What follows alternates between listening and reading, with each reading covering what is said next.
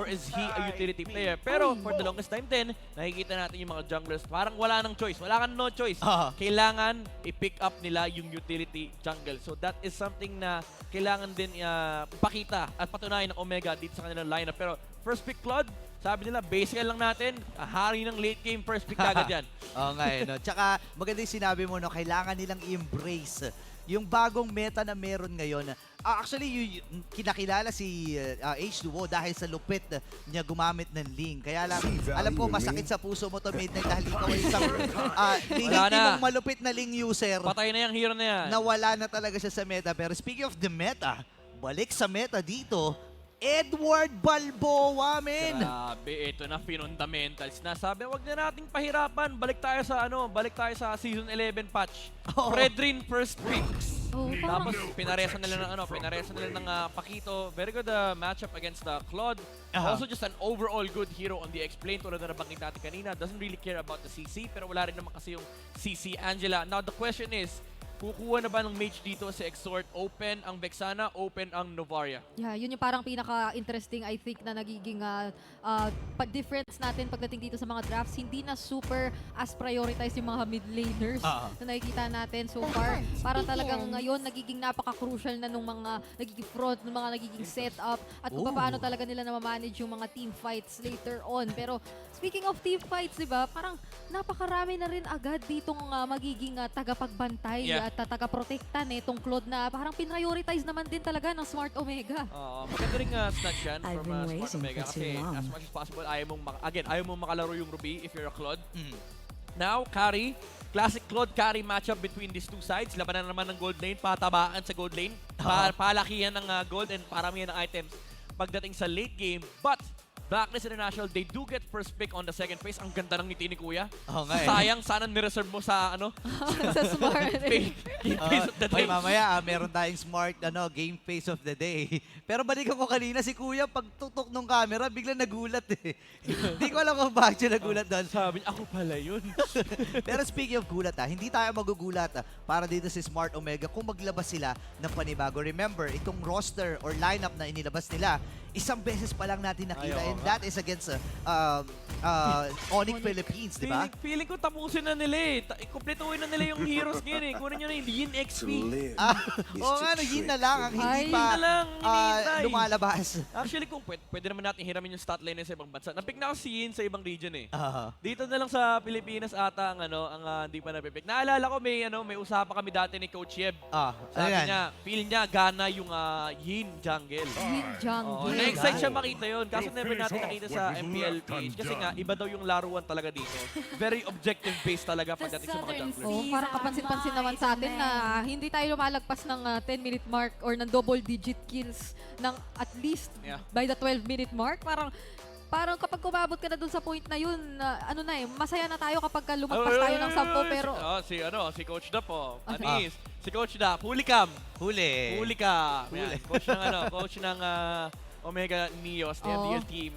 Proud yan kasi yung mga bata niya nasa MPL player na, diba? Graduate na. Kung nakita mo yung kanilang graphic nung first week, may toga talaga na nakita ko yun. Nakasuot talaga sila ng mga toga. Pero speaking of, parang kailangan natin yatang tignan ang player hero stats ni Agent Zero. Agent Zero na yan eh. Lalo't hawak niya ngayon. 100 pa yung win rate. Itong si Edward Balboa, yung kanyang signature na Paquito. Pero speaking of signature pala, and Generations, binan din, respect ban para sa Blacklist International.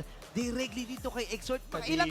Ilang seasons ba yun? Alam ko naka-flicker pa, wala pang petrify nun. Gumagamit na ito ng kadita, di ba? Sinimulan niya yan, season 6 hanggang season 10, ginagamit na yan. Kilala si Exort dyan. Flicker pa yun eh. Meron pang meron pang mic check yan. Sabi niya, ito pre, patay sa akin pre. Ang malapit doon, tatlo yun. Ito pre. Ganun sumat ng mga Pinoy eh. Ito pre. Ito, huli. Huli. Kailangan tatlo. Parang nag-a-agree doon si Midnight. Nakakaramdam ako eh. Ganun ako mag-shot call eh. Pero si Midnight kasi tahimik lang. Nonchalant yan pag naglalaro kami. Parang naman, boss. Pero ito, speaking of tahimik lang, pero mainit yan. Yung Novaria ni Yue, nakuha na ng Blacklist International. May I remind you, last season may binaril yan 5 beses. Claude 10, hindi na nakalabas ng base. And hirap. ang isa sa mga trend, no, parang si Yui mahilig siya sa mga purple na heroes, di ba? Mga Tama. Oo Novaria, nga naman. Valentina. Valentina. Feeling no? ko purple lang talaga yung mga mage eh. Feeling ko nagkataon lang eh. Lilia, di ba? Feeling ko nagkataon lang eh. Ayan na, Valentina. Oh, purple na hero. Ay, Rafaela. Oh. For Smart Omega. Utility, no? Para kay Sabi kay Doc kasi- Ribo. Sabi kasi yung Doc Ribs, basican mo lang.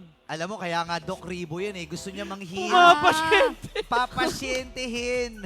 Alam ko ibang term yung pasyente, pero ito ang gagawin ngayon ni Ribo. Yan ang sa kanyang mga dati. kasama. Bago pa nagkaroon ng Ube Strat, yan ang nice one baby. Ah, yes. Rafael at saka Angela yun. Oh, ano pa yun? Dati ano pa ba yung versions nun? Angela at Ling. Pero, Angeling. Angeling, ganun. oo.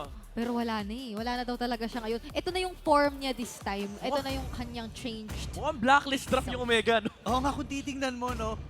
Pero again, wala pa rin namang wala pa rin namang Rome. At ito na nga, Oh! Hadja.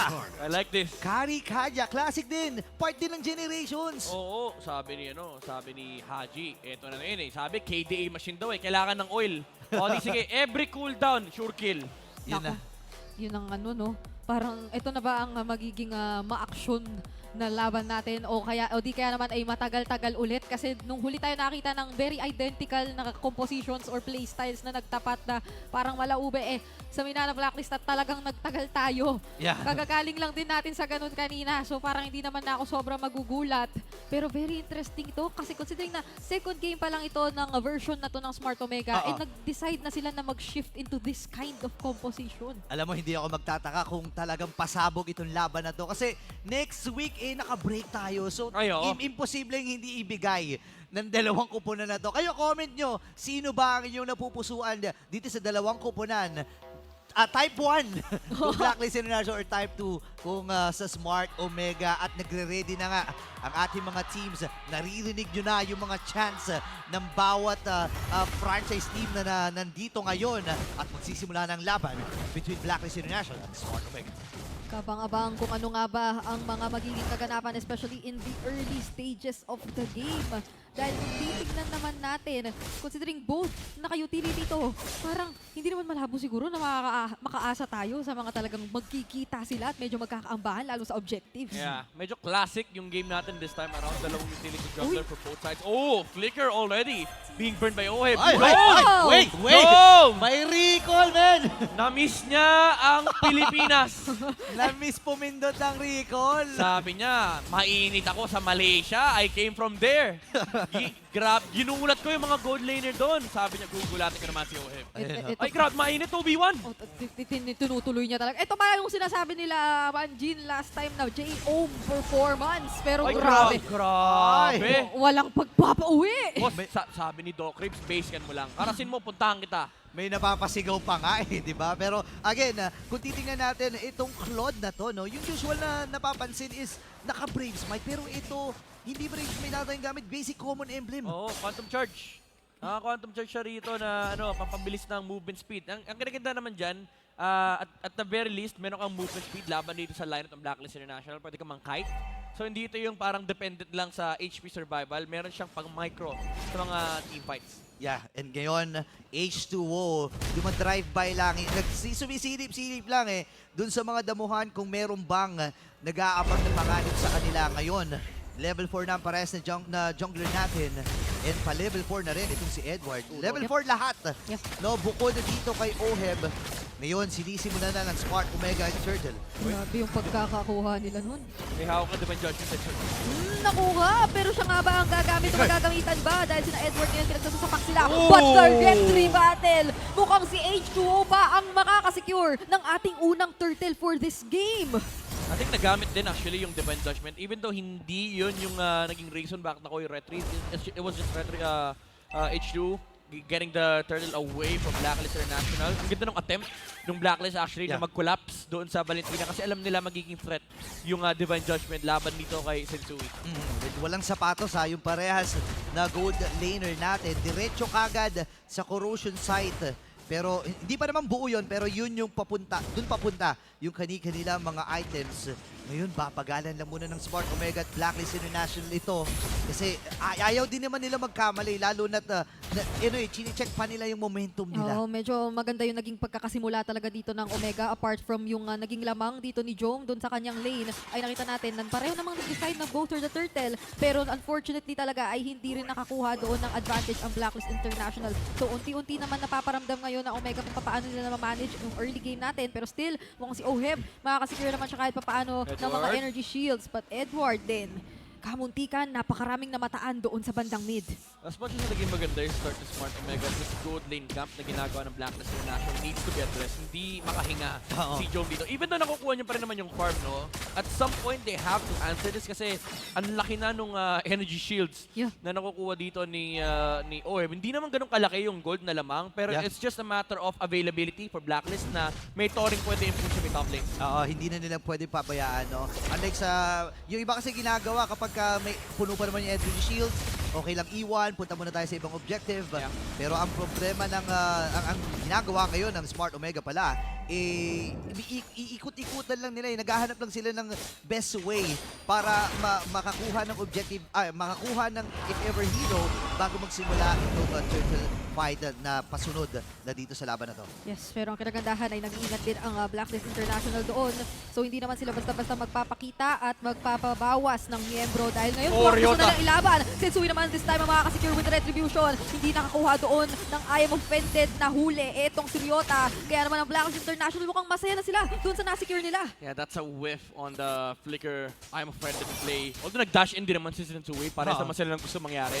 Pero hindi kasi na-hold yung Fredrin ng Blacklist International. He was able to land the Retribution Steal onto that turtle. Dagdagan mo na yung record ng, ng stats by book na yung Lord Steal, well, di naman Lord Steal, pero yung mga steal, yung mga turtle steal na kinukuha ni Sensui ay dumadami na. Oo nga, no, speaking of the statistics, nabanggit at napag-usapan yan nung kahapon na itong si Sensui ang may pinakamaraming Lord Steal sa liga. No? 11 ang total sa buong sa buong season 13. Ano to si Mr. Steal Your Lord eh.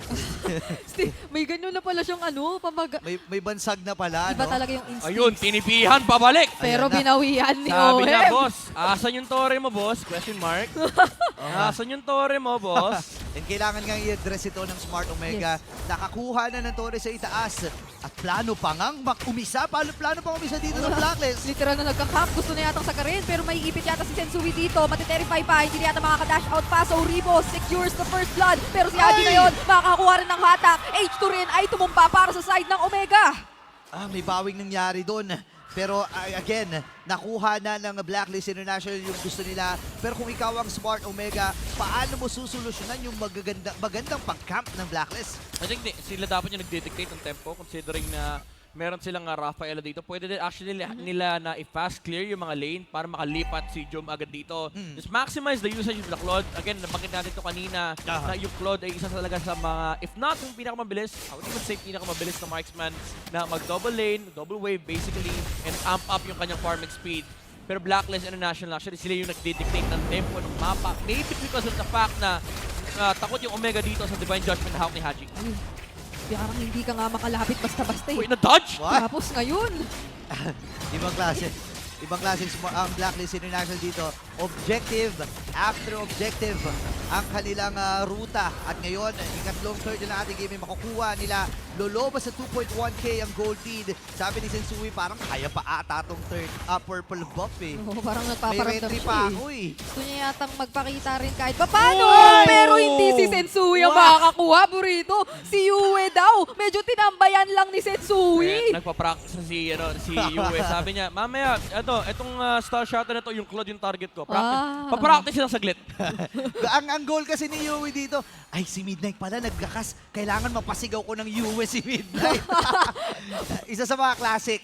No, na, speaking of the generation. Parang last year yun Hindi naman ganun katagal, pero parte pa rin ng henerasyon ng MPL Philippines. Pero ngayon ay patungo na tayo sa 7 minutes and 30 seconds ng ating game. unti-unting inaano, no, kinukulong ng Blacklist International itong Smart Omega. May bawi naman sila na basag. Yep. Pero ganun din, sa kabila may trade.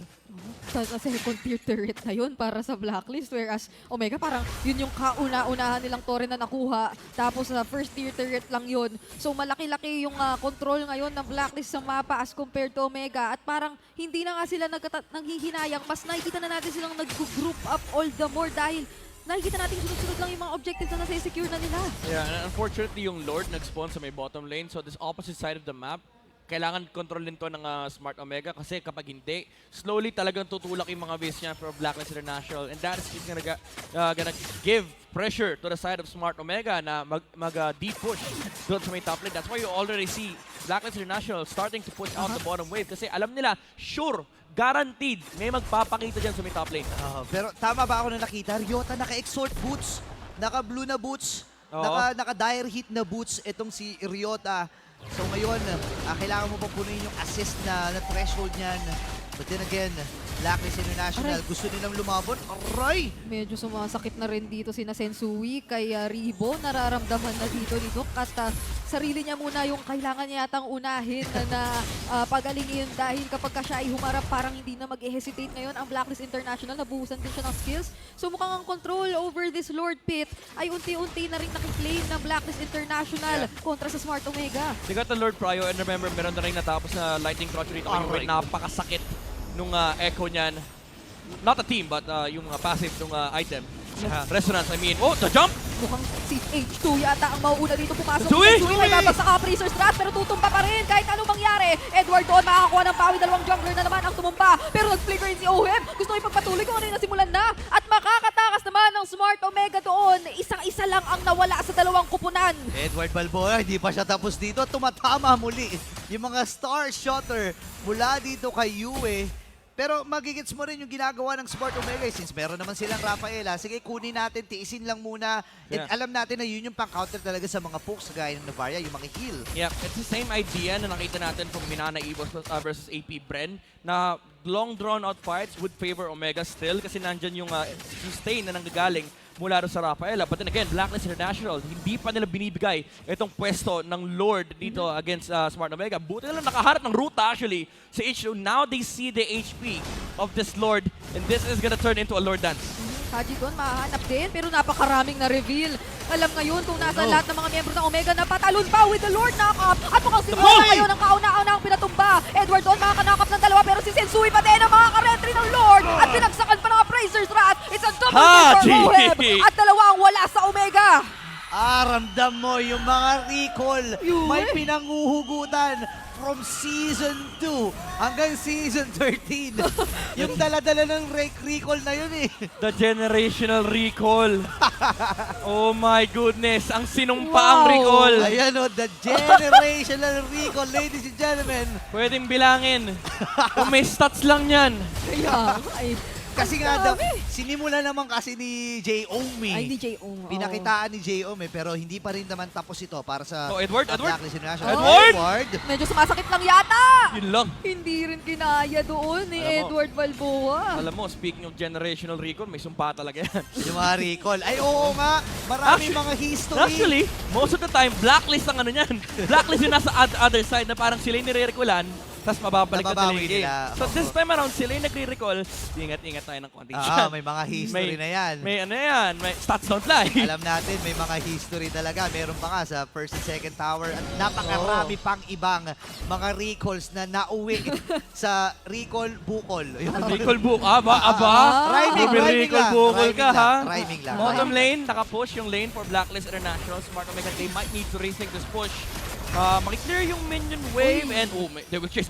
Hindi Habol umabot sila. doon. Kunsil. I'm offended, medyo Jump, naiwasan. jump, So, dito ka na kailangan mag-inat. Abutan pa rin natin by Judgment at the burst down. Ngayon naman si Sensui, napakaganda nung kanyang nagiging pagharap at pag-control doon sa mga tumating kumakayo. And H2 will be the next to fall. Samantalang ang Blacklist International patuloy lang sa pagpupush.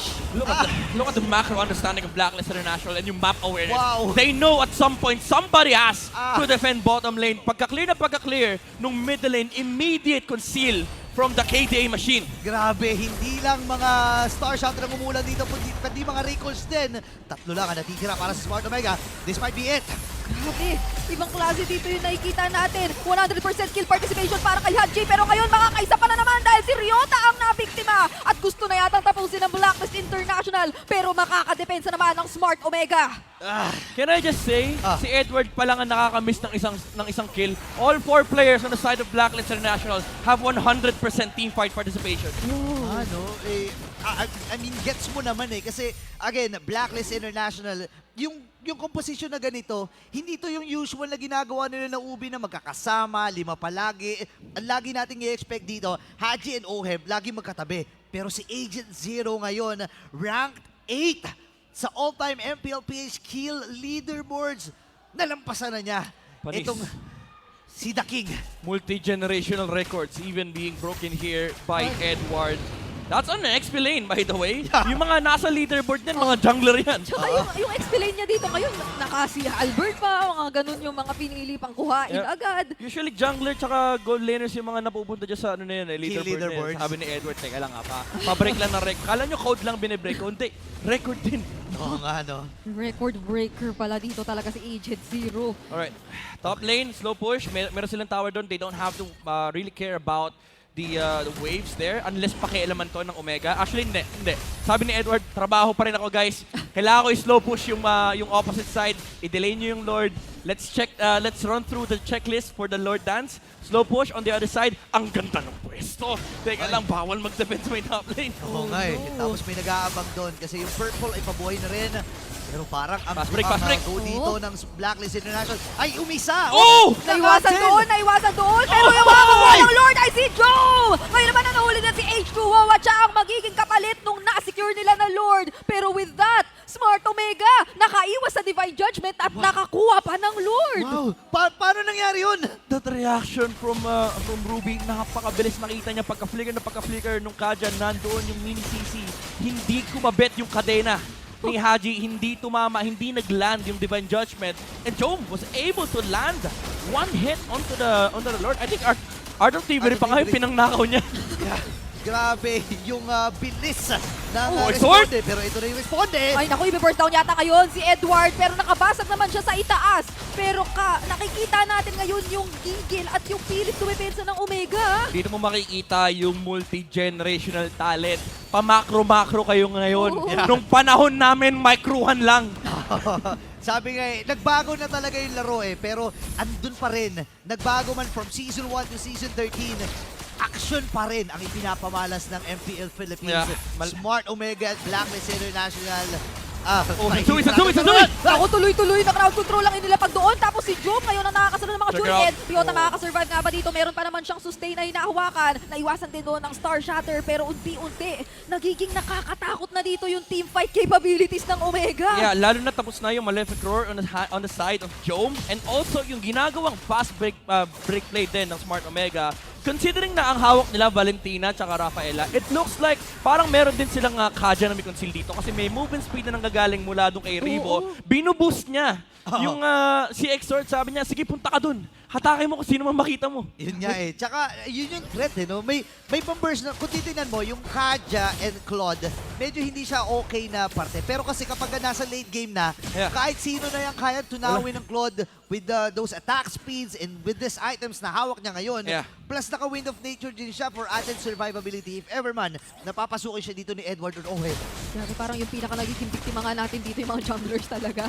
Yung mga umarap ay binubuhusan na talaga dito ng skills at makatikati na yung mga pwedeng ibuhos na skills na i-consider dapat natin kapag meron na tayong susunod na team fight. So, magiging delikado ito lalo na kapag may up na sobrang crucial objective kasi yung death timers natin sobrang tatagal na. So, baka hindi na magandang ideya yung magiging sakripisyo nyo ulit yung jungler nyo katulad nung paulit-ulit nating nakikita sa mga nangyayari magmula kanina. Pero mga iba tayo dahil nasa labas ng base ang Blacklist International. 30 seconds bago mag-spawn ng Lord. Ito na yung firing range ni Yue.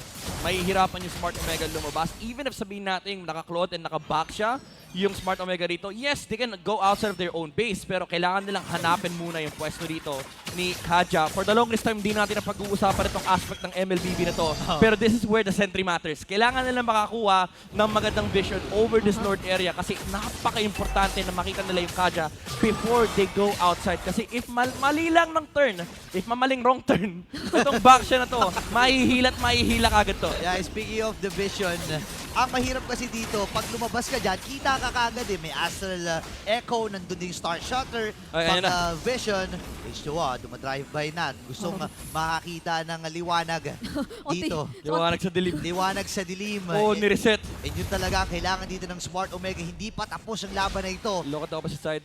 Okay. Nako. Ay, lamang pala yung Look sa at the baba. opposite side. Oh, no. Checklist. Magre-react dito ngayon si Jome. Kailangan niyang i-clear yung mga minions. 28K Oh, that's a Claude. para doon sa Lord. Naku! Fast break! Nakita na nila agad na wala si Claude, kaya naman go na agad para dito kay H2. Siya pa ako na namataalan dito mga i-burst down, pero maganda yung naging hatak doon with the Eye of Pendant H2! Leona. Ngayon naman si H2 pa rin ay Oh, Ivor survives! Hindi niya kakayanin yung damage. At si Edward, kahit na napakarami nangyari ng Sword! fight siya, pero ang laban hindi pa tapos. Uwe mahahatak with the Divine Judgment, sabay pasok with the Blazing Duet ni Jome. Pero si Uwe makaka-double kill din. Kaso sumunod normal din si Jome. And Oheb, in the oheb, oheb, end, oheb! Suwi secures the retry. Pero si Edward! Si Edward! Si Edward! Ah! Game number 1! Para sa Blacklist International! Mr. Consistent. Wait lang! Wow! Sabi ko, parang may nandun sa base Parang- nila.